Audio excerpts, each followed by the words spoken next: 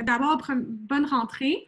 Merci d'être à notre première rencontre, conférence midi qui est présentée par le comité de la représentation étudiante. Première chose à vous dire, c'est que je vais vous demander de rester en mode sourdine toute la présentation. Donc, en bon français, restez en mute, s'il vous plaît. Dans le fond, je vous présente Alexis Blanchandin, qui est ergonome de formation française, qui a pratiqué en tant qu'ergonome en France et qui a aussi pratiqué ici au Québec. Il va vous faire une formation de sensibilisation à l'ergonomie en télétravail. Le contenu de la présentation et aussi un livret informatif sera disponible après la présentation. Donc, je vais mettre dans le chat l'adresse courriel où vous pouvez envoyer un courriel avec pour objet sensibilisation à l'ergonomie et vous pourrez avoir accès au visuel de la présentation.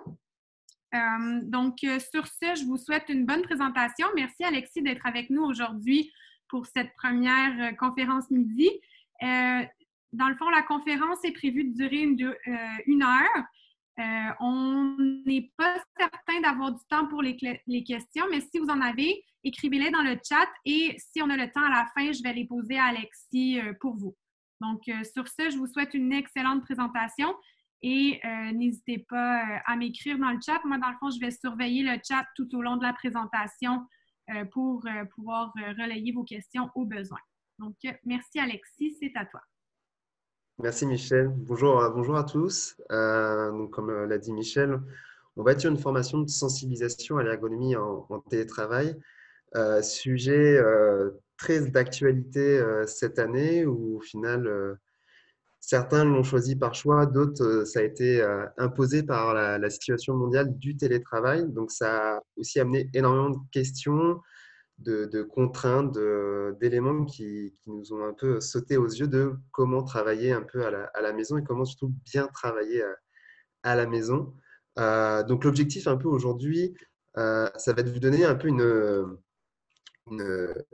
boîte à outils avec tous ces éléments-là. On ne peut pas parler de formation à l'ergonomie, et c'est ça que le mot sensibilisation est important. C'est qu'au final, on va vous donner vraiment ces notions qui vont vous permettre d'avoir un regard sur votre environnement de travail et dans le contexte ici, dans votre environnement privé et dans l'espace dans lequel vous travaillez ou les espaces dans lesquels vous travaillez à la maison. Donc pour ça, pour avoir cette autonomie chez soi et se dire comment je peux faire moi-même des actions pour améliorer mon quotidien au travail, on va essayer de diagnostiquer son espace, de repérer déjà les facteurs de risque. Parce que pour savoir comment je peux soulager mon dos, parce qu'à la fin de la journée, j'ai mal au dos, je dois savoir quels sont tous les principes et tous les risques en fait, qui font que j'ai mal au dos. Donc, on va d'abord repérer ces risques-là, les avoir bien en tête, puis à partir de là, savoir quelles incidences elles ont physiquement sur moi. Donc, il y a tout un cheminement à avoir du cause-conséquence et derrière des solutions qu'on peut apporter. Donc pour ça, pour les solutions qu'on va apporter, on va essayer de travailler sur les principes de l'ergonomie. Qu'est-ce que c'est l'ergonomie? Comment on l'applique à domicile? Et au final, on va faire des parallèles aussi entre le domicile et le travail. Parce que des actions qu'on va mener aujourd'hui, c'est des actions qu'on mène également dans un bureau, dans un open space, sur son espace de travail. Donc, on va être dans cette dynamique-là de porter un regard critique, avoir des stratégies d'amélioration personnelle, mais pour ça, je vais vous apporter des petits outils à différents niveaux pour essayer de vous apporter cette autonomie au travail. Donc, ça va être en deux parties. Donc, comme j'ai dit, la première partie, on va identifier les risques, les atteintes pour la santé. Donc, on va dire qu'il y a 3 grandes familles d'atteintes à la santé en télétravail et on va plutôt même préciser en travail sur écran. Donc, les risques sensoriels, les risques physiques. On parle de TMS dans le milieu de l'ergonomie, donc troubles musculo-squelettiques. Donc, c'est une thématique et c'est un cheval de bataille qui est très important. Maintenant, depuis quelques années, on entend de plus en plus parler des risques psychosociaux, les RPS, avec les burn-out ou autres. Mais voilà, on est sur les vraiment deux piliers auxquels lutte l'ergonomie dans le milieu du travail globalement, mais également dans le travail sur écran. Et donc, la deuxième partie va vraiment être sur quel type de prévention je peux apporter. Alors, on parle de prévention, c'est le principe même de l'ergonomie, c'est de prévenir les risques, d'agir avant d'avoir mal au dos ou avant d'avoir même une pathologie. Mais on va être aussi sur de la remédiation. C'est-à-dire que j'ai déjà mal au dos, je ne me sens pas bien sur mon fauteuil. Qu'est-ce que je peux faire pour améliorer cette situation-là? Donc, on va avoir ces outils de prévention, qui sont à la fois techniques, organisationnels et humains. On va essayer de travailler au maximum sur l'aspect organisationnel. Aujourd'hui, je sais qu'il y a beaucoup de demandes autour de cet aspect-là, des risques aussi psychosociaux, socio-économiques aussi. Il faut savoir que, comme pour tout le monde, le télétravail, qui était un sujet qui était abordé un petit peu en ergonomie, a pris vraiment une ampleur. Donc, il y a vraiment un travail qui se fait de plus en plus pour apporter des solutions aux gens lorsqu'ils travaillent chez soi. Donc, le premier principe, ça va être les facteurs de risque. Dans l'ergonomie, en fait, on est vraiment sur une intervention où l'individu est au centre de l'activité. Donc, on va le voir ici. Et autour, on va avoir en fait des rayons d'action qui vont avoir une interférence entre l'individu et ses champs d'action. Donc, le premier champ d'action, ça va être le facteur physique. Donc, on va le détailler un tout petit peu après. Donc, le facteur physique, c'est avec quoi vous êtes en contact là, tout de suite, maintenant. Vous êtes en contact avec votre fauteuil, avec votre bureau, avec votre souris, votre clavier. Donc là, on est vraiment sur de l'interaction physique qui va se jouer avec, c'est souvent des éléments techniques et du matériel. Ensuite, les facteurs sensoriels. Quelle température il fait en ce moment chez vous? Quelle lumière vous avez? Est-ce que vous sentez des odeurs? Est-ce qu'il y a du bruit ambiant qui peut vous déranger ou non? Donc, ces éléments-là vont avoir une incidence et selon l'échelle de cette incidence-là, peut avoir des impacts plus ou moins négatifs. Le facteur organisationnel, et là, on commence à travailler un tout petit peu sur le travail. Comment vous organisez? Comment s'organise votre travail? Donc, est-ce que vous êtes en réunion à chaque jour? Est-ce que vous êtes sur une grosse autonomie au travail? On va jouer sur ces aspects-là et, par exemple, sur le télétravail, on va essayer d'aborder un petit peu l'isolement social qui peut créer le télétravail en étant chez soi. Et quand on aborde ce sujet-là, on commence à toucher à l'aspect psychosocial. On reste sur cette thématique-là, mais il faut vraiment avoir l'esprit. Il y a aussi l'aspect socio-économique. Voilà, le télétravail nous a été imposé à une très grande partie. On n'est pas tous égaux face au télétravail. Notre contexte social dans lequel on vit, notre appartement, notre équation personnelle, mais aussi l'ambiance, on va dire, à la maison, va avoir un impact. Donc ça, c'est un élément sur lequel, en ergonomie, dans le domaine de l'ergonomie, il y a encore du travail à faire. Ça demande encore un peu de recul pour vraiment travailler là-dessus, mais on va aborder ce sujet-là. L'important, c'est déjà de pouvoir cibler les risques, puis derrière, pour pouvoir les réparer. L'individu, quand on définit un individu face à son travail, ça va être son âge, son poids, sa taille, son sexe, son historique professionnel, son historique personnel, son état de santé à l'instant T. C'est-à-dire que lorsqu'un ergonome va venir sur votre poste de travail, il va essayer de déceler l'ensemble de ces principes-là pour dire qui êtes-vous. Et c'est pour ça que l'ergonomie, c'est un élément qui est très important à avoir à l'esprit. C'est très peu standardisé. C'est toute la contrainte, par exemple, de cette sensibilisation aujourd'hui. C'est que je vais vous donner des principes, des normes qui sont standardisées, mais ces normes-là, il faut toujours avoir un petit astérix dessus parce qu'elles varient, elles changent selon l'individu qu'on va rencontrer. Et enfin, il y a un dernier critère et qui rentre dans le télétravail, qui est assez important, le travail, c'est l'hygiène de vie. Déjà, dans le travail sur écran, lorsqu'on allait au bureau, c'était un facteur qui était très important. La sédentarisation en est pour une cause très importante.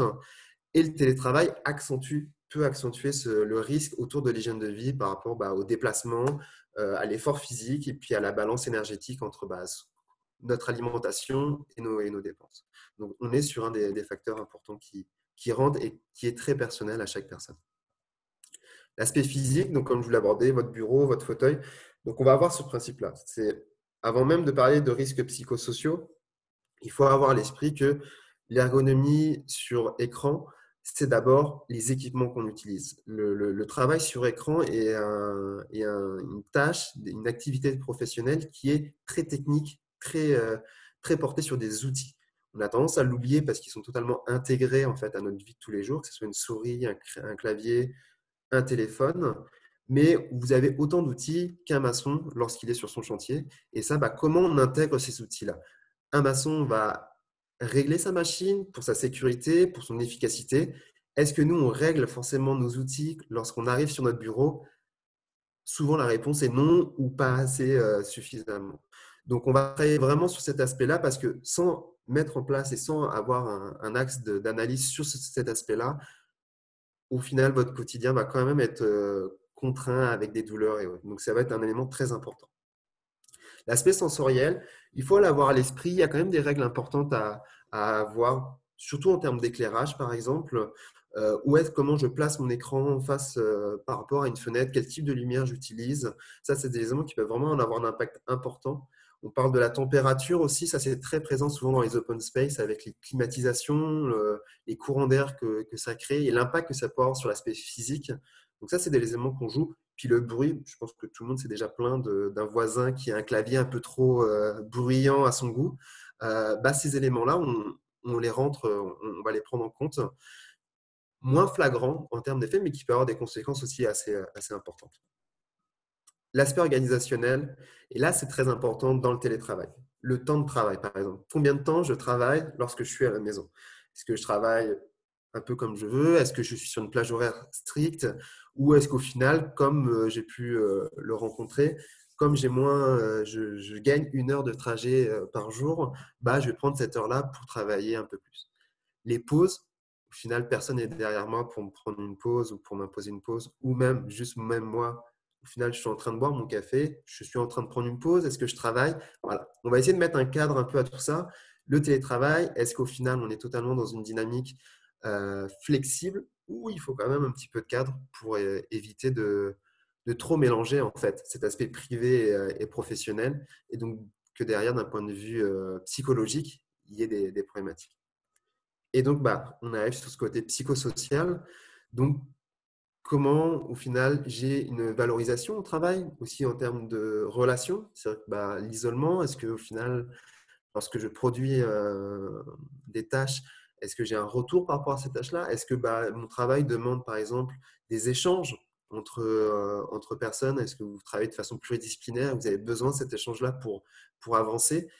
Est-ce que c'est facile en télétravail? Est-ce que j'ai des moyens pour quand même arriver à ces éléments-là? Ça va être important de les aborder. Et là, c'est un des critères qui peut être très compliqué à travailler, qui peut être aussi très spécifique à chaque personne. On va essayer de l'aborder au maximum, mais comme je vous le dis encore, c'est toujours un peu du cas par cas. L'organisation de travail, les méthodes, la méthodologie de travail dans chaque milieu professionnel diffère, selon les personnes diffèrent également. Donc, c'est sûr qu'on va aborder ces sujets-là. Donc, vous essayerez de trouver un petit peu les outils qui pourront peut-être vous aider pour votre quotidien.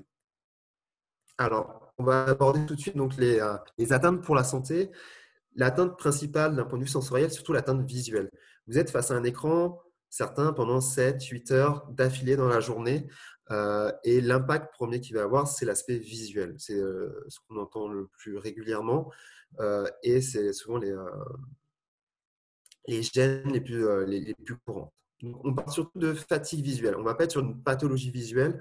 Le travail sur écran va surtout accentuer les pathologies que vous pouvez déjà avoir.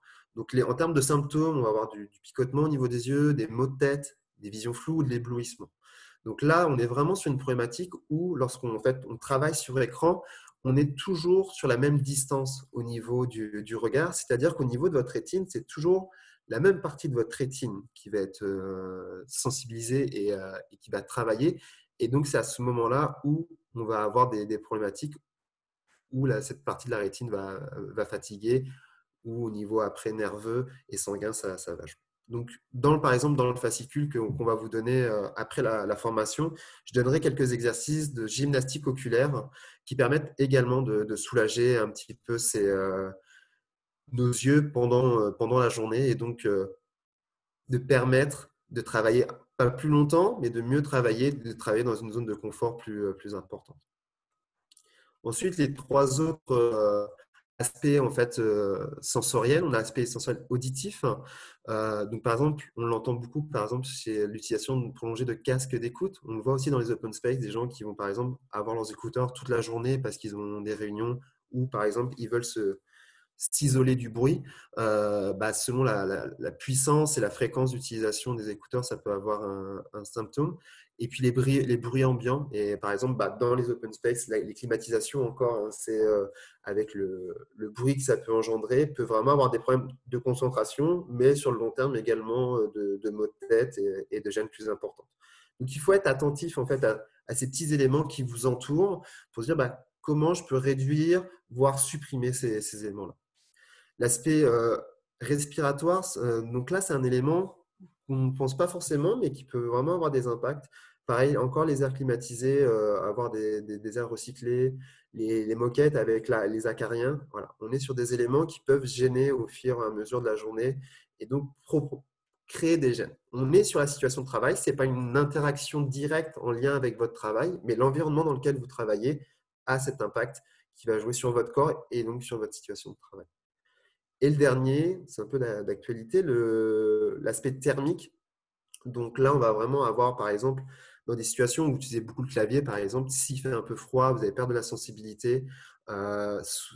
L'impact principal que ça va avoir, ça va être surtout d'un point de vue physique, la crispation. On le voit beaucoup encore avec les airs climatisés. Vous allez dire que je déteste les airs climatisés, mais il y a vraiment une contrainte autour de ça. C'est-à-dire que ça a des aspects positifs, mais surtout dans les open space, on a vraiment mis en place souvent des airs climatisés. Puis derrière, on a mis les bureaux. Donc, on se retrouve souvent avec le perdant un peu de l'équipe qui va se retrouver pile en dessous de l'air climatisé et se retrouver par exemple avec un courant d'air qui va y passer dans la nuque toute la journée. Qu'est-ce qui se passe quand on se fait on va crisper un petit peu, on va remonter les épaules, puis on se retrouve avec cette personne-là qui va créer une cervicalgie au bout de quelques semaines, voire plus par la suite, dû au final à un aspect thermique. On parle ensuite après la température ambiante. À quel niveau, quelle température est la plus confortable pour travailler? Ça, c'est aussi un élément qui est variable selon les personnes. L'exposition également au soleil, on le verra aussi d'un point de vue visuel face au travail sur écran.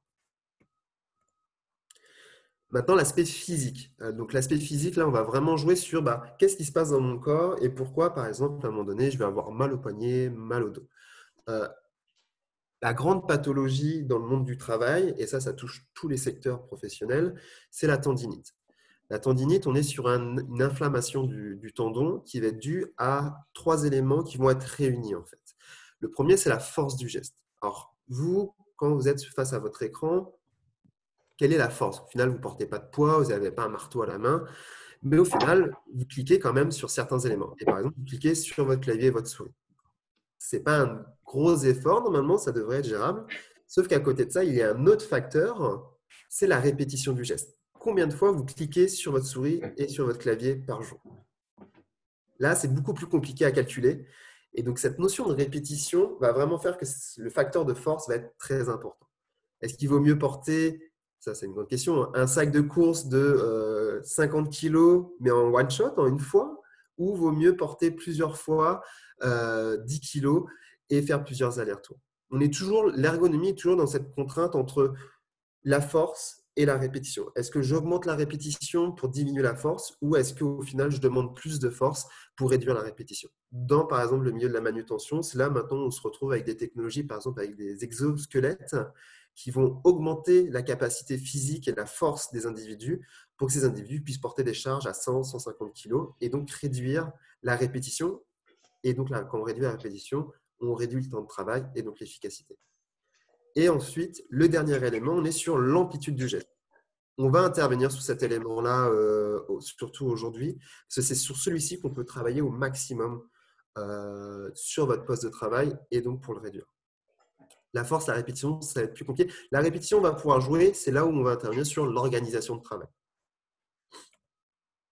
Donc, l'amplitude de geste biomécanique, donc à quel moment mon corps fait un effort plus élevé? Parce qu'au final, votre corps va faire toujours un effort. Nous, l'objectif en tant qu'ergonome, c'est produire ce qu'on appelle des gestes écologiques. Donc, en fait, on réduit l'effort au maximum. On réduit la dépense énergétique au maximum. Donc, on est vraiment dans ce principe-là de à quel moment mon poignet va produire un effort extrême qui va lui amener une fatigue et qui, sur le long terme, peut amener une pathologie ou une douleur. Donc, on le voit sur ces différents éléments-là. Et c'est à partir de ces éléments-là qu'on va pouvoir travailler sur comment je me positionne sur mon fauteuil. Un des exemples, on va dire, récurrents qu'on a en termes de tendinite dans le milieu du travail sur écran, mais globalement dans le milieu du travail, dans tous les secteurs, on est sur le cas du syndrome du canal carpien. Il est assez représentatif au final de la tendinite. Donc, on le voit sur le dessin à droite, vous avez le nerf médian qui donne l'information en fait, à nos doigts pour bouger nos doigts, qui va à un moment donné, lorsqu'il va trop travailler, être comprimé, pas par le nerf médian, mais les tendons qui vont travailler d'un point de vue biomécanique, qui vont s'inflammer, vont tendance à grossir, à prendre plus de volume et venir comprimer ce nerf médian. Et en termes de symptômes, ça va amener ces fourmillements au bout des doigts, parce que l'information ne passe plus tellement bien jusqu'au bout. Une douleur qui peut se diffuser après jusqu'à l'épaule, parce qu'au final, ce nerf médian va passer dans l'épaule, donc on peut avoir vraiment une douleur qui remonte.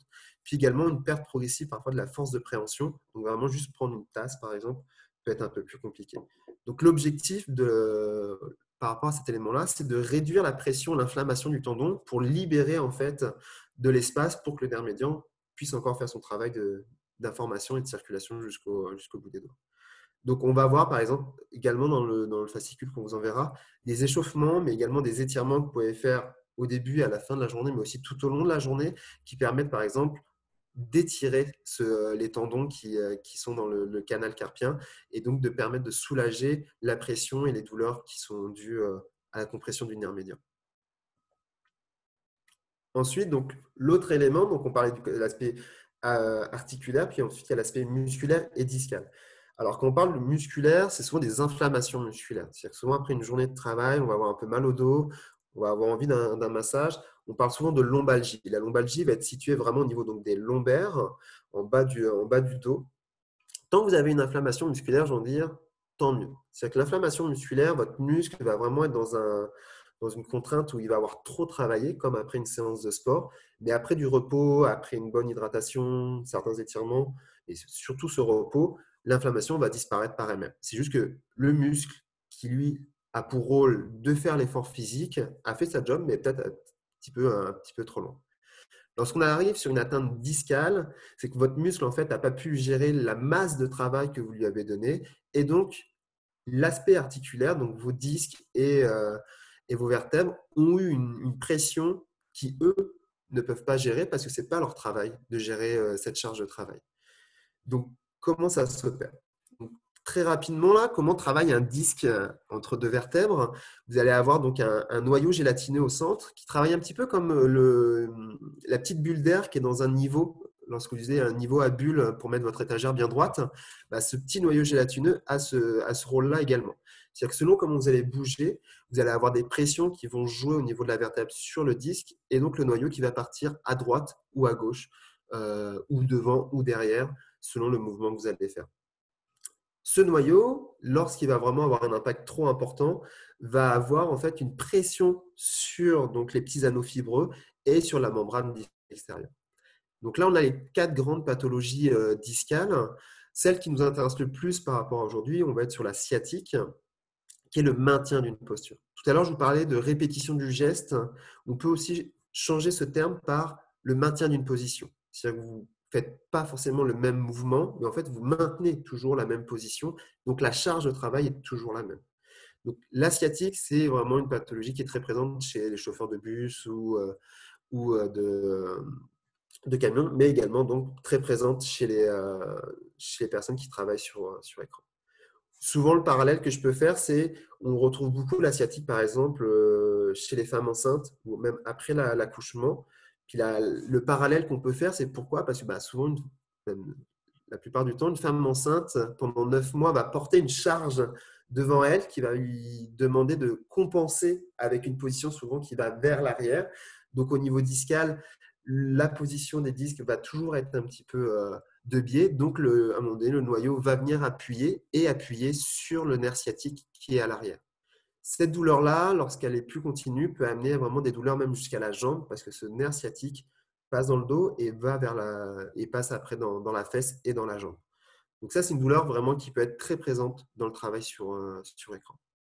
Je passe rapidement les autres. Le lumbago, on est vraiment sur de la manutention générale. L'hernie discale, c'est, on va dire, l'étape d'après quand vraiment vous avez trop abîmé votre disque et que votre noyau commence à s'épancher à l'extérieur du disque. C'est quelque chose que je ne vous conseille pas. L'aspect organisationnel et les risques psychosociaux, donc après, dans le travail et le télétravail. Donc, on parle de l'organisation de travail. Comment se passe en fait votre organisation de travail, vous là à domicile? Vous êtes resté sur les mêmes horaires que lorsque vous étiez au bureau? Est-ce que vous adaptez vos horaires comme vous le souhaitez? Est-ce que votre charge de travail aussi a augmenté? On a eu des cas de ce type où la charge de travail a été beaucoup plus importante parce que du retard a été pris pendant les confinements et le temps que les entreprises se mettent en place. Donc, comment je gère cette charge de travail? Un des grosses problématiques qu'il peut y avoir également au télétravail, c'est la reconnaissance et la satisfaction au travail. Est-ce que j'ai des retours sur mon travail? Est-ce que ce soit de mes collègues ou de mes managers? Et donc, est-ce que j'ai toujours cette satisfaction à produire mon travail et à réaliser mes objectifs? Et ensuite, on a les aspects plus personnels, donc l'équation personnelle. Donc, l'équation personnelle, c'est par exemple comment j'opère mes objectifs professionnels, mais à la fois, je dois préparer le souper pour ce soir ou aller chercher les enfants à telle heure. Comment on gère ce stress professionnel et privé et comment s'imbriquent ces deux éléments-là. Le télétravail, à la base, a été conçu vraiment pour régler ces problématiques-là, de dire que mes horaires, je peux les adapter selon mes contraintes personnelles. Et donc, ça permet de mieux gérer cette équation personnelle-professionnelle. On va voir que ça peut fonctionner, mais il faut mettre un cadre un peu à tout ça. L'ambiance et le climat social, on est vraiment sur une thématique qui est très, très présente maintenant, que ce soit au bureau, mais également maintenant à domicile avec le télétravail. Quelle est l'ambiance de travail et quel est le climat social au travail ou mais maintenant à la maison et comment gérer ces éléments-là. On va voir que d'un point de vue spatial, gérer son travail d'un point de vue spatial peut régler par exemple ces petites problématiques. Et les contraintes socio-économiques, c'est-à-dire que du jour au lendemain, je me suis retrouvé chez moi à vouloir travailler. Est-ce que j'ai les équipements nécessaires pour travailler chez moi? Est-ce que j'ai le budget pour investir dans de l'équipement pour bien travailler ou mieux travailler? Est-ce que j'ai des aides par rapport à ça? Est-ce que j'ai juste la place? Est-ce que j'ai les pieds carrés chez moi pour avoir mes enfants, mon mari, ma femme et mon activité professionnelle dans le même espace? Là, on est sur un élément qui est vraiment un élément très contraignant où beaucoup de personnes se retrouvaient face à des difficultés. Alors, on va essayer de trouver donc des solutions par rapport à ces éléments-là. Très rapidement, qu'est-ce que l'ergonomie? L'ergonomie, moi, c'est une phrase qui est très importante pour moi et c'est la raison pour laquelle je suis ergonome. C'est d'adapter le travail à l'homme et non l'homme au travail. On est vraiment sur ce principe-là. C'est que j'ai une activité professionnelle. Mon activité professionnelle doit me donner les outils pour réaliser mon activité professionnelle et pas l'inverse. Ce n'est pas à moi de compenser les manques de mon travail pour pouvoir le réaliser. Si je le compense, c'est que je mets en place des éléments qui vont avoir un impact sur moi personnellement, d'un point de vue physique, psychologique. Donc, les trois éléments qui sont, donc vous l'avez un peu vu, autour du travail, c'est l'aspect technique, le matériel, l'aspect organisationnel et l'aspect humain, donc vous personnellement. Et donc, en tant qu'ergonome, notre objectif, et c'est tout aussi la contrainte qu'on a maintenant avec le confinement, c'est l'analyse de l'activité de travail in situ, c'est-à-dire sur place. C'est-à-dire qu'en tant qu'ergonome, pour l'avoir fait un petit peu ces derniers temps, faire des analyses ergonomiques par visioconférence, c'est très compliqué. Très compliqué parce qu'on ne voit pas tout. Et donc, si on ne perçoit pas tout, on ne peut pas avoir une analyse globale. C'est là où l'ergonomie se base sur des techniques d'ethnographe, d'anthropologie, où on a vraiment une immersion dans l'environnement de travail, l'environnement de vie, pour juger en fait des contraintes et des aspects qui ont un impact sur l'individu. Donc, tout votre travail, en fait, avec ce qu'on va vous apporter par la suite, c'est de par vous-même avoir cette analyse de votre environnement de travail et d'apporter ces solutions-là. L'objectif global de l'ergonomie, c'est d'apporter du confort au travail, de l'efficacité, parce que le but, c'est quand même que vous travaillez et que vous soyez efficace au travail, et une notion de santé et de sécurité. Donc, on va rentrer dans le vif du sujet avec l'aspect technique. Donc, quel matériel j'utilise? Donc, on a une magnifique photo à votre droite d'une personne qui travaille à la maison et qui réunit pas mal d'éléments qui sont contraignants et où, juste en voyant la photo en tant qu'ergonome, je me dis, à la fin de la journée, il y a dû y avoir quelques douleurs à 2-3 endroits du corps. Donc, on va essayer de les déceler Et toute la contrainte déjà de cette photo-là, c'est le fauteuil. Un des premiers éléments à acheter si vous voulez avoir un budget pour travailler à la maison, ça passe par le fauteuil. Le fauteuil va vraiment avoir cette charpente qui va structurer votre corps et donc déjà vous mettre dans une position qui va être adéquate. Alors, quels sont les problèmes qu'on rencontre ici un peu sur cette photo? C'est surtout un problème d'appui. Notre corps a besoin de contact pour soulager. Tout à l'heure, je vous ai parlé de gestes écologiques. Donc, en fait, je veux réduire l'effort de mon corps. Je veux être feignant avec mon corps, en fait. Je ne veux pas qu'il fasse d'efforts. Je ne veux pas produire d'efforts avec mon corps. Je veux produire le moins. Mais pour ça, il faut que je trouve des aides autour de moi pour soulager mon corps. Et pour ça, il faut trouver des appuis. C'est-à-dire que c'est comme dans le sport, des bons appuis souvent amènent une bonne performance sportive. Ici, il y a très peu d'appuis. Alors, où est-ce qu'il manque des appuis? Il va manquer des appuis déjà au niveau des pieds. Les pieds sont dans le vide, donc c'est-à-dire que cette personne-là a totalement son poids sur l'assise et sur ses fesses. On ne peut pas répartir le poids de son corps sur ses jambes parce qu'elle n'a pas ses pieds à plat au sol. Le premier point. Deuxième point, on va être sur les bras. On a totalement ses coudes qui sont en l'air, donc elle a acheté des très beau fauteuil avec un très bel accoudoir, mais son accoudoir, en fait, lui sert pas à grand-chose. Donc, elle aurait pu acheter un fauteuil sans accoudoir, ça aurait fait le même effet. Donc là, on est déjà sur un autre problème qui va avoir des incidences au niveau des épaules et des cervicales. Et le dernier aspect, c'est le dos. Pareil, un très beau dossier, mais le dos n'est pas sur le dossier. Donc là, on est sur une contrainte qui va jouer au niveau des omoplates. La petite douleur, je pense que la plupart d'entre vous travaillent sur des ordinateurs portables. La petite douleur qu'on va ressentir entre les deux omoplates à la fin de la journée où on a envie un peu de bouger les épaules, on est clairement sur cette contrainte-là parce qu'on va créer ce qu'on appelle une syphose dorsale. C'est-à-dire qu'à un moment donné, on va voûter le dos, on va s'écraser sur son écran, sur son bureau parce qu'il manque de maintien pour positionner le dos à l'arrière. Et là, il y a plusieurs cas autour de ça qui amènent cette problématique-là. Chez cette personne, la grosse problématique va être surtout que le fauteuil est bien trop grand pour elle. On est sur un fauteuil de trop grosse dimension. Et par exemple, la contrainte que vous allez avoir et qu'on verra un peu plus tout à l'heure, ça va être au niveau de l'assise, la profondeur de l'assise. C'est-à-dire que si votre fauteuil est trop profond, vous avez deux stratégies. Soit vous mettre au fond, mais ça va cogner à l'arrière de vos genoux. Soit de vous avancer un petit peu pour que ça prenne le pli au niveau de votre genou, mais il n'y a plus le renfort au niveau du dos. Ensuite, la hauteur de l'assise. Arrêtons avec les fauteuils de ministres qui montent jusqu'à au-dessus de la tête. Notre tête n'a pas besoin d'appui-tête pour le télétravail. Un fauteuil doit aller au moins jusqu'à vos omoplates, donc c'est-à-dire un peu en dessous de vos épaules. Si vous avez un fauteuil qui monte jusqu'à vos épaules, c'est suffisant. On soit l'appui-tête, à part si vous voulez faire une petite sieste au travail de temps en temps, ça ne va pas avoir d'intérêt très important. Donc, arrêtons avec les gros fauteuils très importants, très volumineux. Un fauteuil ergonomique, c'est un fauteuil qui va être simple, efficace et limite qui va peut-être un peu être inconfortable parce qu'on va toujours se sentir un peu pogné dans son fauteuil parce que ça va nous prendre nos appuis, ça va nous maintenir dans une position qui en soi qui demande le moins d'effort au corps. Donc, on est vraiment sur ces trois éléments-là. Donc, là, on est sur une analyse que j'ai faite il y a quelques semaines chez cette personne-là. Donc, on a eu à travailler sur comment modeler son espace de travail, à la fois investir sur des outils prioritaires à des coûts moindres. Donc, on va voir sur notre photo. Là, on est sur une autre situation de travail où tout de suite, on sent qu'il y a des appuis plus importants et que le fauteuil et l'argent qu'on a mis dans le fauteuil sert plus à quelque chose. On regarde tout de suite en bas, c'est vraiment le premier élément. Quand vous asseyez sur un fauteuil, la première chose à avoir, c'est vos jambes. On est sur un angle à 90 degrés, les pieds à plat au sol et un léger espace entre l'arrière du genou et le fauteuil. À peu près, vous devez pouvoir passer 2 doigts.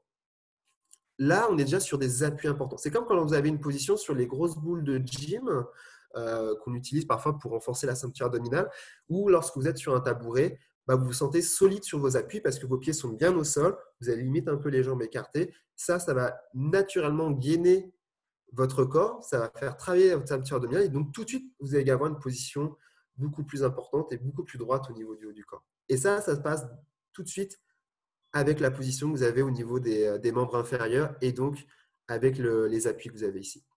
Souvent, je prends l'exemple de notre corps, c'est un peu comme une cathédrale, c'est-à-dire que une cathédrale qui est un édifice très lourd a besoin de contreforts pour répartir sa charge. Notre corps est à peu près pareil. Il a besoin de ces contreforts pour répartir sa charge.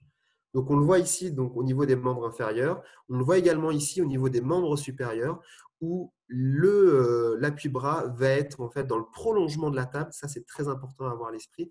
Un appui-bras qui passe sous la table, c'est un appui-bras qui est mal positionné. Un appui-bras, c'est le prolongement d'une table. Donc, ce qui va permettre d'avoir une ligne droite et un angle à 90 degrés au niveau du coude.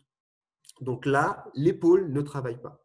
Ici, on est quand même sur une articulation qui est très complexe, qu'on appelle la coiffe des rotateurs, qui, lorsque commence à avoir des problématiques ici, souvent, c'est quand même assez long, comme toute tendinite, ça peut être très long à avoir cette récupération. Donc là, on va soulager en fait l'épaule, les cervicales et les trapèzes à l'arrière. Et on voit ici que l'appui au niveau des omoplates et donc des muscles rhomboïdes, c'est ces deux muscles qui sont entre les deux omoplates, a un maintien qui permet de soulager le haut du corps. Donc là, on est sur une personne qui est, on va dire, bien charpentée sur sa chaise et qui est solidement accrochée à sa chaise.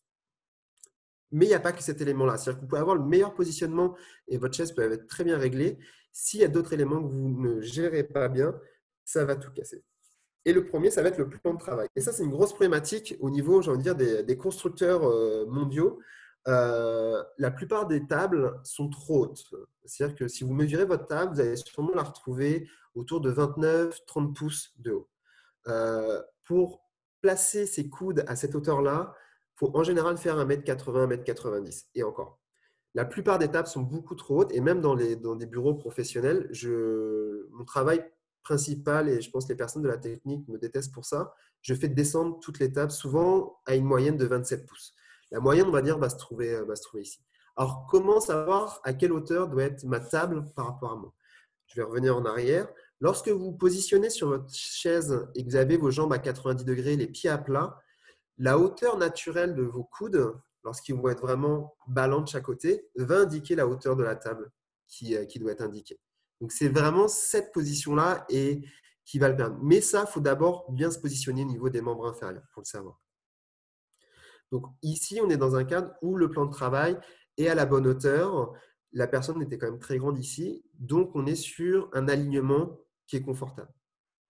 L'autre élément, ça va être donc la profondeur. Vous travaillez tous sur écran. On est dans un cadre où la relation que vous avez avec votre écran doit être importante.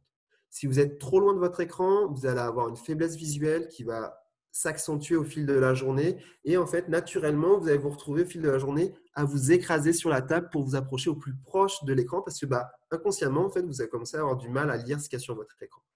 Et en même temps, il ne faut pas que ce soit trop proche pour éviter les éblouissements et cette fatigue trop importante. Ce qu'on indique par rapport au plan de travail, c'est ça, et la relation donc après avec l'écran, c'est en général autour de 70-80 cm de profondeur, donc autour de 29 pouces. C'est une profondeur de travail de bureau pour travail sur écran qui est confortable.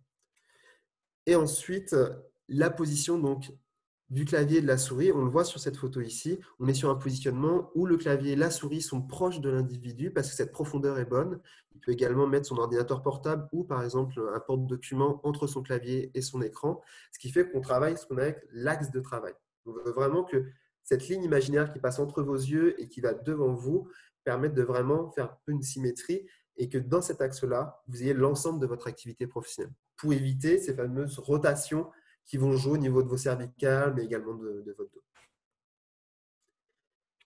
Donc, je vous ai parlé de l'écran, je vais l'aborder très rapidement, mais on est dans ce principe-là, le positionnement de l'écran. Une des choses qu'on retrouve beaucoup en tant qu'ergonome et un adage qui vient de je ne sais où, indique que le milieu de l'écran doit être au niveau des yeux. C'est totalement faux. Le haut de l'écran doit être au niveau de vos yeux. On est vraiment sur cette ligne où vraiment le haut de l'écran est au niveau de vos yeux. Pourquoi? Parce que le regard plongeant, donc de 10-20 degrés, va amener très peu d'effort au niveau de vos cervicales. La problématique, c'est que si vous mettez votre écran plus haut, vous allez tout de suite avoir un petit mouvement, vous allez remonter le menton et remonter le menton va faire travailler vos cervicales et cet effort-là est beaucoup plus important. En fait, des études ont travaillé sur l'utilisation des écrans. On a fait de l'eye tracking, c'est-à-dire qu'on demandait aux gens de regarder un écran. Et la plupart de l'activité qu'on a se passe sur les 2/3 supérieurs de l'écran. Donc, si vous relevez votre écran trop haut, vous allez passer toute la journée avec le menton en l'air. Alors, ça peut faire une bonne posture. Il y a une époque, on mettait des livres sur la tête pour marcher bien droit. Mais arrivé à un moment donné, vous allez avoir les cervicales qui vont vraiment, vraiment peiner. Donc, vraiment, baissez votre écran, le haut au niveau de vos yeux, et tout de suite, vous allez avoir en fait cet aspect de liseuse, comme lorsque vous lisez un livre où on est sur un regard plongeant. L'impact que va avoir aussi cette position-là, c'est que vous allez aussi soulager vos yeux. Quand on a un regard plongeant, on a tendance à plus souvent cligner des yeux. Donc derrière, quand on cligne des yeux, on réhydrate en fait. Et donc, on évite la fatigue visuelle. On a tous été au cinéma où pendant 2 heures, on sent qu'on n'a pas cligné les yeux et à la sortie, on a les yeux sèches, on a mal aux yeux. Bah là, on veut être sur le même principe de vraiment apporter en fait cette hydratation naturelle à nos yeux.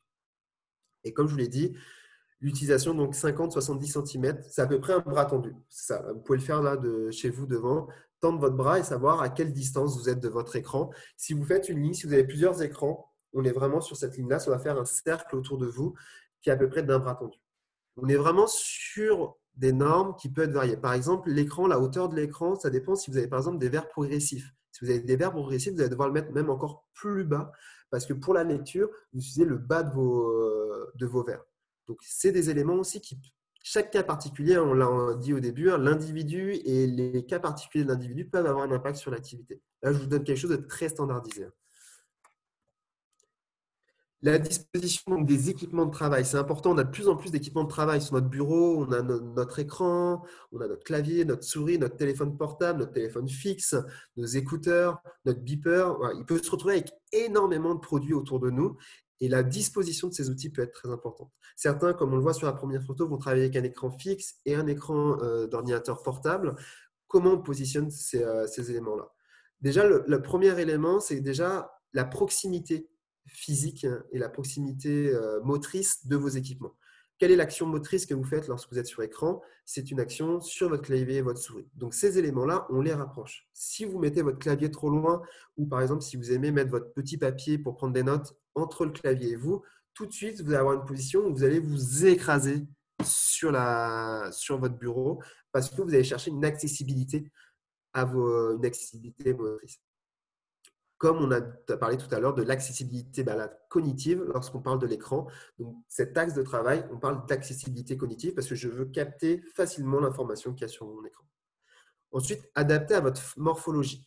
Si vous regardez la personne, la photo en bas à droite, la personne a un clavier qui fait à peu près la largeur de ses épaules. Ça, c'est ce qu'on recommande le plus pour éviter ce qu'on appelle d'être déphasé. C'est-à-dire que la souris qui va être à droite, si elle est trop à droite parce que l'écran fait 20 pouces de large, on va se retrouver sur un mouvement trop important qui va faire travailler l'épaule.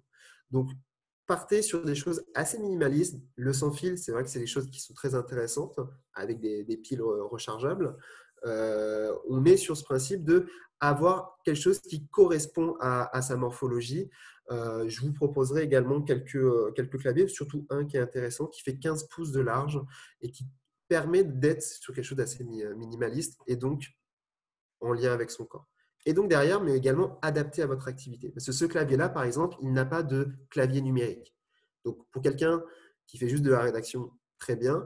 Et si j'enlève un clavier numérique et un comptable, il va avoir des journées un peu plus compliquées. Donc, l'intérêt, c'est aussi que ce soit adapté à votre activité. Si vous faites des statistiques, si vous êtes sur du travail, sur tableur, où vous utilisez beaucoup les chiffres, vous pouvez avoir ce clavier numérique. Il y en a quand même des condensés qui ont ce clavier numérique ou partir également sur des claviers numériques indépendants. Donc, si vous avez le côté rédactionnel et puis vous avez un autre clavier qui va être indépendant, vous allez pouvoir mettre devant vous et qui doit faire juste vos chiffres. Donc, toujours penser à dire quelle activité j'ai, quelle tâche j'ai dans ma journée, quelle est la fréquence. Si j'utilise mon clavier juste 10 minutes par semaine, mon clavier numérique 10 minutes par semaine, ou est-ce que j'utilise 2 heures par jour, mon activité va avoir un impact sur le matériel que je vais choisir. C'est là, nous, en tant qu'ergonome, notre travail, c'est d'analyser votre activité pour juger quel outil correspond par rapport à ça. Autre élément, et c'est un élément qui est très à la mode, en tant qu'ergonome, on a parfois l'impression d'être qu'on nous voit un peu comme le Père Noël lorsqu'on arrive sur un poste de travail parce qu'on entend de plus en plus des personnes qui nous font une demande pour, par exemple, des stations assis debout. Alors, la position assis debout, c'est intéressant de l'aborder là parce qu'elle est beaucoup en lien aussi avec le télétravail. Le télétravail, c'est où est-ce que je travaille à la maison? Où est-ce que je peux travailler dans mon espace personnel? J'ai envie de vous dire, vous pouvez travailler partout. Vous pouvez travailler à tous les éléments, que ce soit dans votre sofa, sur votre terrasse, dans votre chambre, sur votre lit. Vous pouvez travailler à n'importe quel endroit. La problématique, c'est que toutes ces positions-là, elles sont intéressantes parce qu'en fait, elles vont répartir la charge de travail. C'est-à-dire que lorsque je travaille sur mon sofa, je fais intervenir des muscles en particulier que je ne fais pas travailler lorsque je suis sur ma chaise ou lorsque je vais être en tailleur dehors sur un tapis. On est sur le principe de répartir la charge de travail. C'est toute la problématique de votre travail, c'est que vous êtes sur un métier statique face à un écran. Il va falloir en fait le réduire cette charge qui est toujours ciblée au même endroit sur la même partie de votre corps. Et souvent, la même partie de ce corps, c'est les lombaires parce que toute la pression, lorsque je suis sur mon assise, est sur mes lombaires. Donc, l'assis debout, en fait, les structures, comme vous pouvez voir à gauche, il y a une entreprise, je vous mettrai également un lien, qui est un peu le pionnier et qui est un peu le Apple de la table surélevée, qui s'appelle Ergotron, qui font des très bons produits, qui sont quand même un coût, mais qui apportent vraiment cette flexibilité-là de pouvoir travailler au fil de la journée assis ou debout.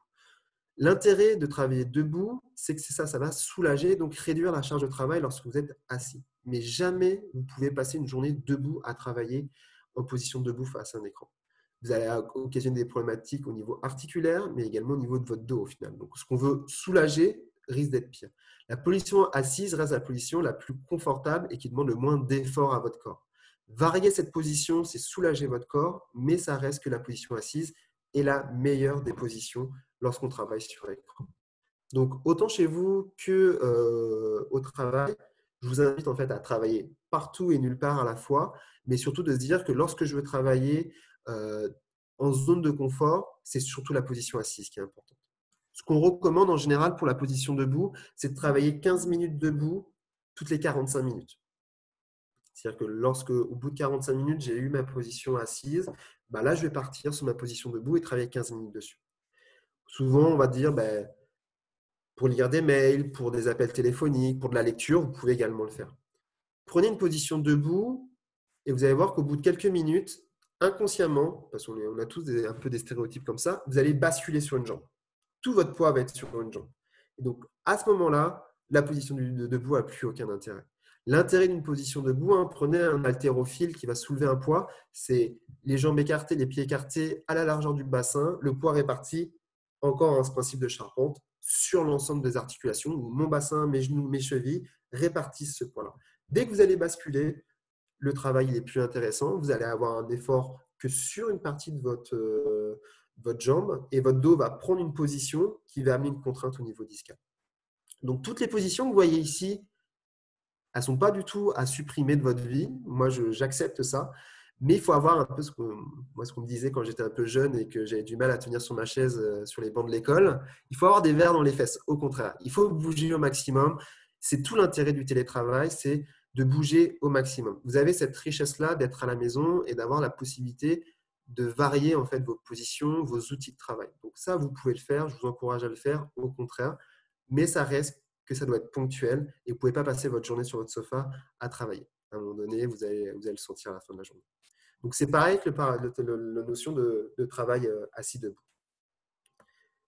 Donc, pour en revenir, on est sur donc, il y aura une fiche qui est fournie par les services de santé au travail québécois que je vous fournirai directement. Il y a 8 points à suivre pour avoir le cheminement. Je ferai quand même également une fiche un peu par outil et en même temps, comment on règle un peu cet outil, le cheminement, comme je vous ai dit pour le fauteuil, commencer par les pieds, ensuite les accoudoirs, ensuite le dossier.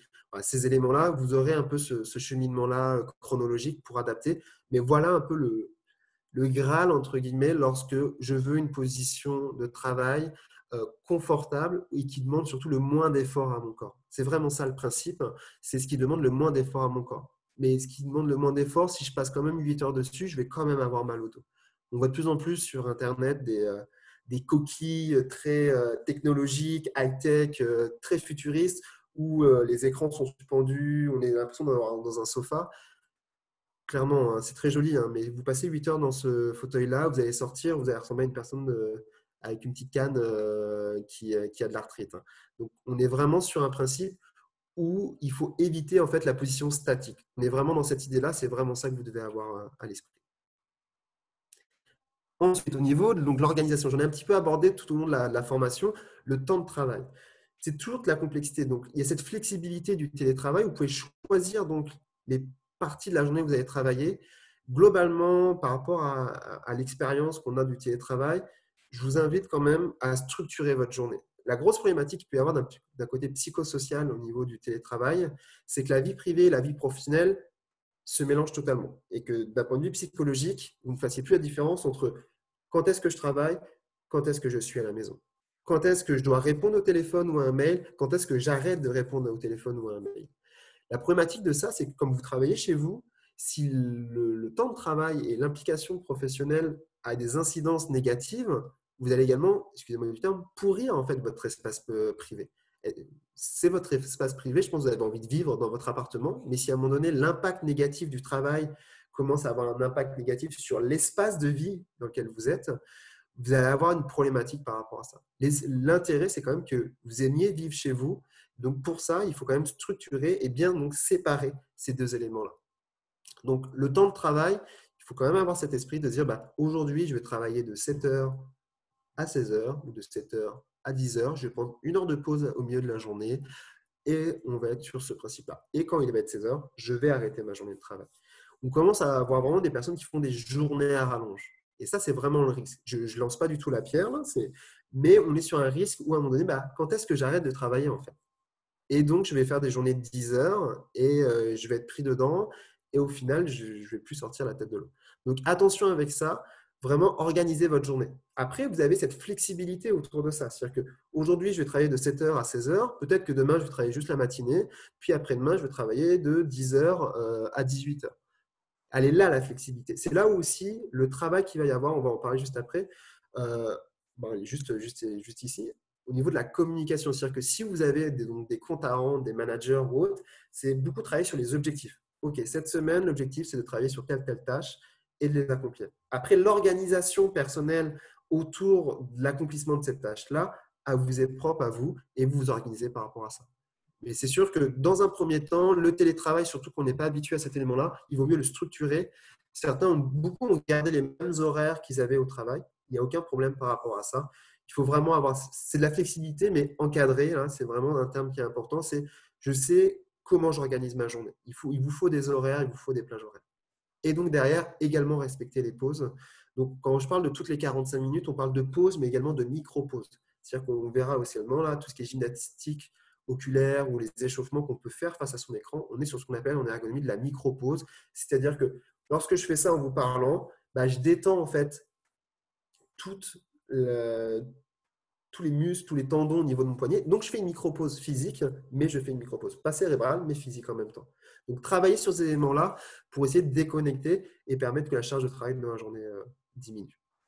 La communication, c'est un élément très important. Je parlais d'isolement social il y a quelques minutes. On est sur un élément qui est important. Il faut vraiment communiquer pour éviter de se retrouver face à une situation de travail où l'autonomie devient tellement importante qu'elle devient isolante. Il faut vraiment travailler avec les managers. Alors là, je ne sais pas si j'ai des managers ou des personnes qui gèrent des équipes devant moi, mais il est important en termes de responsabilité que vous mettiez en place des canaux de communication pour avoir de l'information auprès des personnes que vous gérez et qu'eux également aient un retour de vous. Donc, ça peut être des choses très variables. Ça veut dire toutes les 2 semaines, toutes les semaines, on va faire un petit meeting de 10 minutes le vendredi après-midi. Ça permet de ponctuer la semaine. En ponctuant la semaine, vous rythmez votre semaine, donc vous la structurez également.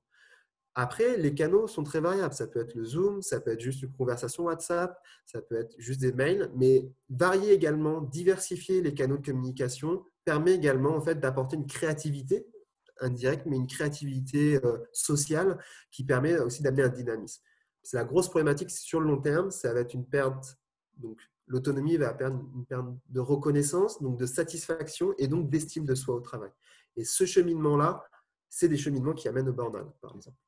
Donc, le télétravail, c'est très flexible, mais ça peut être aussi très dangereux si cette structure, si cette communication ne sont pas mises en place. Et ça reste aussi également malheureusement très personnel. Je ne peux pas vous dire, mettez ça en place une fois par semaine. Ça dépend les tâches que vous avez, ça dépend de l'organisation, le collectif de travail dans lequel vous êtes. Mais vraiment, soyez créateurs, créez vraiment des canaux de communication. Ensuite, l'espace de travail. Alors, vous allez dire que je me contredis, et c'est totalement vrai. Je vous dis, vous pouvez travailler partout et nulle part. Oui et non, dans le sens où c'est aussi important que chez vous, vous ayez un espace de travail. C'est-à-dire que cette zone-là, ce bureau-là, ce petit mètre carré que j'ai réservé, c'est mon espace de travail. C'est-à-dire que quand je rentre dans cet espace-là, je travaille. Quand je sors de cet espace-là, j'ai fini ma journée de travail. Lorsqu'on commence à travailler aussi partout et nulle part, au final, l'expérience, la mauvaise expérience que je vais vivre sur mon sofa due à un client ou à une relation avec des collègues qui va être négative, mon sofa maintenant il va être connoté avec cette expérience négative. Il va avoir cet attachement émotionnel. Donc le permettre de réduire cet espace-là permet de structurer aussi psychologiquement l'impact que va avoir le travail sur votre vie, mais également de bien mettre d'un point de vue spatial et physique un début et une fin à votre journée. Donc, par exemple, moi, je vous conseille, par exemple, début de journée, vous avez à lire juste vos mails, à répondre à des mails. Ça, vous pouvez le faire dans des parties plus flexibles parce que ça demande peu de concentration et une attention moindre. Mais lorsque vous êtes sur des tâches très importantes qui demandent concentration, d'aller dans cet espace de travail rigide qui va vous permettre de vous bloquer. Et là, on est dans une problématique socio-économique très importante que j'ai rencontrée, où comment on fait dans un 4,5 avec 2 enfants où il n'y a pas de bureau. Donc, on trouve un petit meuble que je vais mettre au pied de mon lit avec une chaise trop haute pour le bureau et me retrouver dans une position de biscorne. Ça, c'est la grosse problématique et c'est là où les entreprises commencent à travailler de plus en plus sur cet élément-là pour apporter des outils aux salariés. Je vais vous donner quelques exemples. La ville de Montréal, par exemple, a permis aux employés de la ville de Montréal de venir chercher leur matériel de leur bureau dans les bureaux de la ville et les ramener chez soi. D'autres compagnies ont mis des budgets alloués à chaque salarié pour qu'ils achètent eux-mêmes du mobilier selon leurs besoins. Ça peut être vraiment très variable, mais cette dynamique est vraiment… On est sur de la discrimination, on peut parler vraiment de discrimination sociale, de je n'ai pas les moyens humains, physiques et spatiaux de travailler chez moi. Comment je fais? Surtout que maintenant, les open space ou les espaces de working collectif ne sont même pas ouverts. Donc, on est vraiment face à cette contrainte-là. Et puis, avec l'hiver venant, ça va être compliqué d'aller dans un parc pour travailler. Donc, ça, c'est un élément qu'il faut vraiment anticiper sur les personnes qui n'ont pas ces outils-là.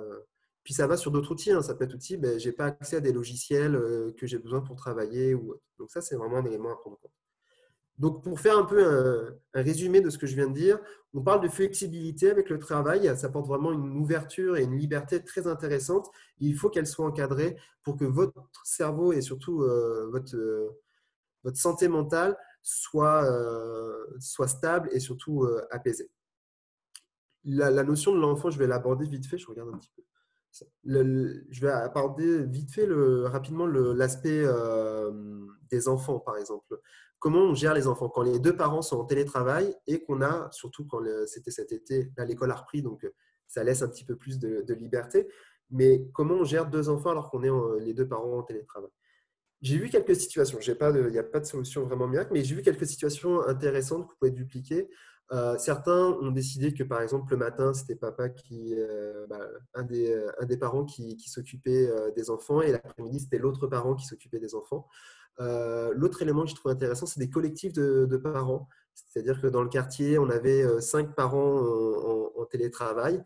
Puis, en fait, un parent s'occupait de tous les enfants par jour. Ce qui fait qu'au final, pendant 4 jours, vous n'aviez pas à gérer, en fait, entre guillemets, vos enfants, en tout cas, à vous en occuper. Vous pouviez vraiment vous concentrer sur votre travail. Et pendant une journée, vous aviez 5 enfants ou les enfants de cette petite communauté et vous vous occupiez. Une forme de gardiennage partagé, mais qui était assez intéressante pour permettre de libérer du temps et également encore de structurer ce temps-là. Et vous aviez toujours vos fins de semaine pour profiter en famille. C'est des éléments qui sont intéressants. Pareil, ça demande de la créativité. Il faut trouver les personnes qui sont ouvertes à ça, mais c'est un élément qui est intéressant. Donc, l'autre élément et le dernier élément, en fait, on parle de l'humain, on parle beaucoup du comportement au travail. Dans le milieu du travail, on dit souvent « c'est un mauvais comportement, tu utilises mal le matériel » ou autre. Une mauvaise formation n'aide pas en général à utiliser. Il y a des chaises, par exemple, des fauteuils. Parfois, même moi, en tant qu'ergonome, j'ai un peu de mal à trouver la solution pour les régler. Donc, la notion d'accessibilité est importante. Donc, ce n'est pas forcément toujours le comportement de l'individu qui est problématique, c'est aussi l'accessibilité aux informations et à l'autonomie de la personne qui le permet. Donc, l'aspect humain, c'est là où, au final, ça va être votre responsabilité. Qu'est-ce que je peux faire pour résoudre et pour réduire la charge de travail physique et mentale que je vais avoir à la maison? Bah, ça va être ces petits exercices d'échauffement, d'étirement, mon organisation de travail, ces pauses, ces micro-pauses qui vont me permettre de réduire cette charge de travail tout au long de la journée. Il faut vraiment que vous soyez à l'écoute de votre corps. L'ergonomie, c'est essentiellement ça, c'est être à l'écoute de son corps, sentir qu'à un moment donné, j'ai une tension qui se joue et donc la réduire par rapport à ça. Et donc, le dernier élément, c'est de diversifier ses postures. Et c'est là où travailler sur son sofa, travailler sur sa table de salon ou sur son bureau va permettre de réduire ces éléments-là. Donc ça, c'est des éléments que je vais vous proposer dans la petite fiche technique. Avec le matériel, vous aurez des petits exercices à faire à la maison et que vous pourrez suivre et accomplir tout au long de la journée. Voilà. Merci beaucoup à vous. J'espère que ça a répondu à quelques réponses. On peut prendre, Michel, tu me dis si tu veux qu'on réponde à quelques questions pour la fin de la formation. Oui, ben, je voulais juste d'abord dire merci à tout le monde pour votre participation. C'était vraiment cool. On a été proche de 35 pas mal toute la présentation. Pour ceux qui vont vouloir le support visuel, il y a les informations, il y a l'adresse courriel où vous pouvez faire la demande sur le site criugm.qc.ca/zoom, le même site où vous êtes connecté pour la présentation. Alexis, tu prenais une ou deux questions? Il n'y a pas de problème, oui. On a une question qui demande en fait, qu'en est-il des supports à clavier? Alors, quand on parle de support à clavier, j'imagine qu'on entend pour surélever ou parler, par exemple, j'imagine peut-être… Je vais peut-être donner la parole à la personne. Oui, totalement. Oui.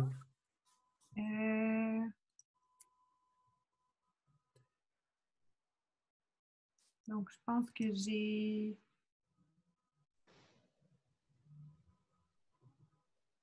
Est-ce que… Tu peux y aller, Isabelle? Hello? Oui? La question pour le clavier? Non, c'est Abel. C'est toi qui m'avais appelé. Ah. Mais je peux répondre, Lucie, parce en termes de support à clavier, en termes d'équipement, on a souvent les tiroirs à clavier ou les bras articulés qu'on met sous les bureaux. J'imagine que c'est ça dont parle Isabelle. Ça, c'est un élément, on peut le voir un petit peu ici, qui peut avoir son intérêt. Je vais prendre une position, voilà, ici, qui peut avoir, par exemple, pour cette personne-là, un tiroir à clavier peut vraiment avoir un intérêt.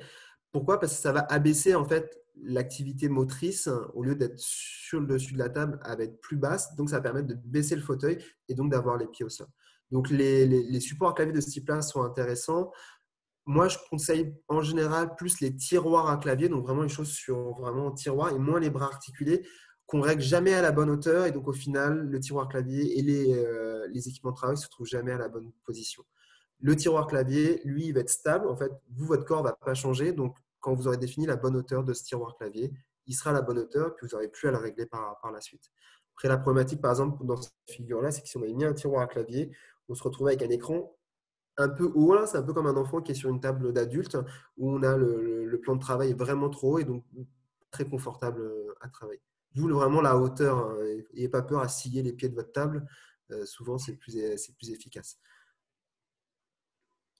On a une question aussi, dans le fond, solution alternative si la chaise est trop large et que les coudes ne sont pas appuyés. Je ne peux pas demander une autre chaise dans mon milieu de travail. Non.